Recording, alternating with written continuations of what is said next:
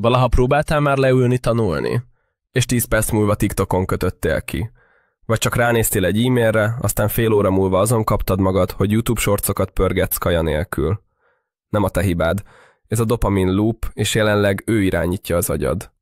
A dopamin loop nem egy motivációs bullshit, hanem egy neurokémiai csapda, amiben a legtöbben élünk, és amit a digitális világ nap mint nap kihasznál. Ha valaha is érezted már, hogy semmire sem tudsz koncentrálni, ha túl sok dolgot kezdesz el, de semmit nem fejezel be, vagy ha az öröm helyett csak a vágyat hajszolod, akkor ez a videó neked szól. Megértjük, hogyan működik a dopamin, és mit tehetsz ellene. A dopamin nem boldogsághormon, ez egy motivációs, előrehaladást hajtó neurokémiai üzenet. Arra való, hogy keress, felfedezz, elindulj. Evolúciós célja mozgatni téged, hogy élelemhez, védelemhez, túléléshez juss. De most egy gombnyomással kapsz dopaminlöketet, TikTok, Tinder, Netflix, értesítések, lájkok.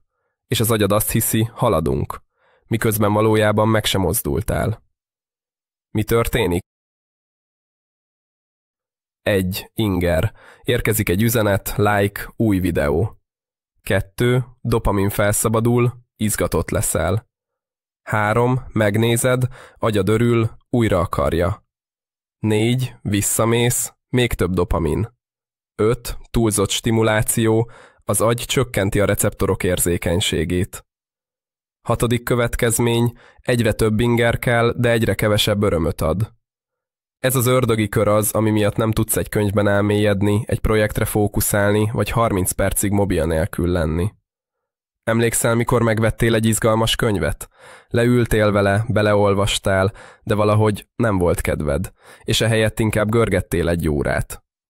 A világ zajos, az agyad túlterhelt. De ha le tudsz lassulni, ha újra tanítod magad élvezni a mély munkát, akkor a koncentrációd visszatér. A figyelmed újra a tiéd lesz. És ezzel az egész életed megváltozik. Írd meg kommentben, mi a te legnagyobb dopamin csapdád? Mi az, ami mindig visszahúz? TikTok, Netflix, értesítések? Oszd meg velünk, mert nem vagy egyedül benne. És lehet, hogy a te sztorid másnak is segít majd kiszállni a loopból. Ha hasznos volt a